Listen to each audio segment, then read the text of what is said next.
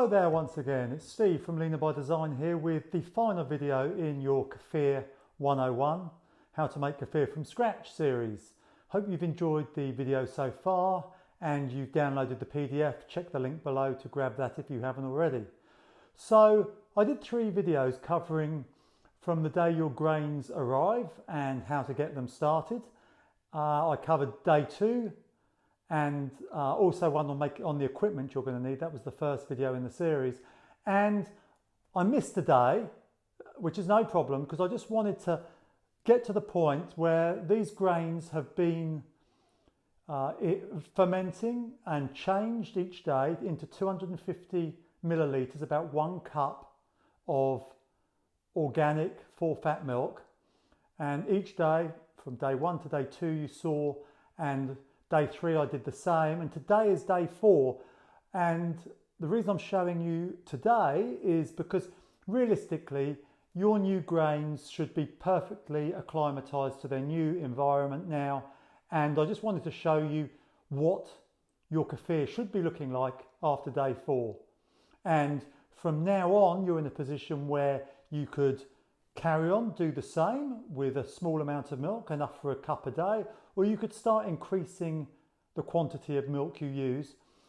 What I would probably recommend is just so that you've got time for your grains to gain in volume, you get more and more as you continue to ferment. Maybe go for something like double the amount of milk, something like 500 millilitres, half a litre, a couple of cups for a few days, and then head up towards a 4 litre of milk. And for most people, a litre give you 2 or 3 good drinks a day, so that could be for you or for you and a couple of members of your family. But I just want to show you what really is the end product now, and from now on you've learned how to do this and you can just continue to keep culturing, straining, drinking, making some more, and the world is your oyster. So I don't know, I'll bring it here, you might be able to see. This has actually got quite thick now, and again, I mentioned this the other day, I fermented with about just under half a jar full. You could go a little bit more with the lid screwed down. Now this creates a creamier sort of product, and also it has a little bit more fizz to it. So what I'm going to try and do is open this. I've got a microphone by my neck, and I just want to see if you can hear. Maybe it won't, but sometimes you get a nice little pop. No, it didn't. No problem, because I actually opened this and stirred it earlier, so the build-up of gas overnight has dissipated. But it's a really, really thick, creamy product now. Really fantastic. This is exactly how you're going to want it. So I give it a stir with my trusty chopstick, which I'm then going to place down here. I just want to do my best to be able to show you the thickness of this as it starts to pour. Whether you can kind of see that, but it's kind of like a fairly runny yogurt now, or yogurt if you're possibly in the United States or Australia. So I'm going to put that jar down to one side, and as before I just bring my spatula and I have to push the finished kefir through the gauze. Now some people do use some muslin or a nut bag to push it through. I find the gauze is absolutely perfect. I've used a nut bag before, and you know, it takes a lot to sort of strain it through there. So nylon gauze, of course, you don't really want your kefir at all in contact with metal. What I'm going to try and do as well, and it's kind of difficult when you've got a liquidy sort of product to actually show, but I'm going to do my best. Now if you remember on day 1 when I showed you what your kefir grains would look like straight out the bag, and these could be grains that you've bought from me or from another supplier. If you're in the UK, check out the link below and you can get your grains directly from me. You don't have to. But we had about a teaspoonful. Now let's see if I can bring this close to the camera. And now you might be able to see that it's doubled in size in about 4 days. I'm going to put these back into the jar, and this will continue as you keep producing your kefir. Oh, lost a bit down the side.